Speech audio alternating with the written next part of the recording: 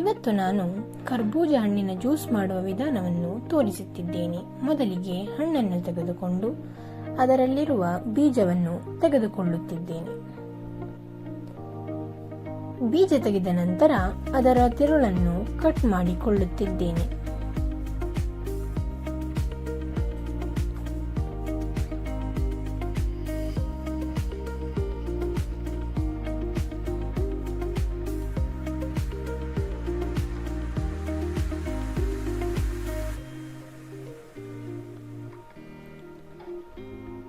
ನಂತರ ತಿರುಳನ್ನು ಕಟ್ ಮಾಡಿಕೊಳ್ಳುತ್ತಿದ್ದೇನೆ.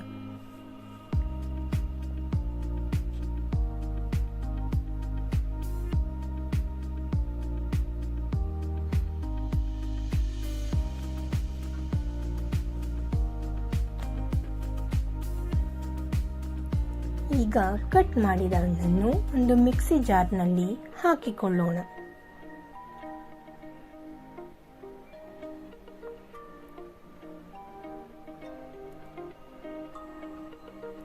ಹಣ್ಣನ್ನು ಹಾಕಿಕೊಂಡ ಮೇಲೆ ಸಿಹಿಗೆ ತಕ್ಕಷ್ಟು ಸಕ್ಕರೆಯನ್ನು ಸೇರಿಸೋಣ.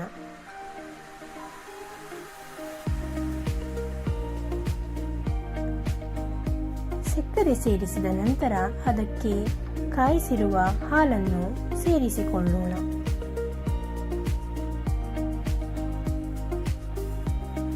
ಈಗ ಇದನ್ನು ಚೆನ್ನಾಗಿ ರುಬ್ಬೋಣ.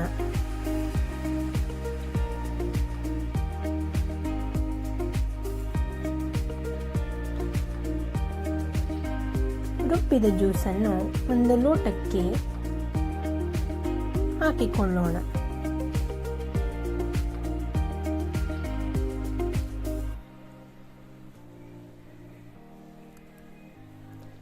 ಈಗ ಮೊದಲೇ ನೆನೆಸಿದ ಕಾಮಕಸ್ತೂರಿ ಬೀಜವನ್ನು ಸೇರಿಸೋಣ.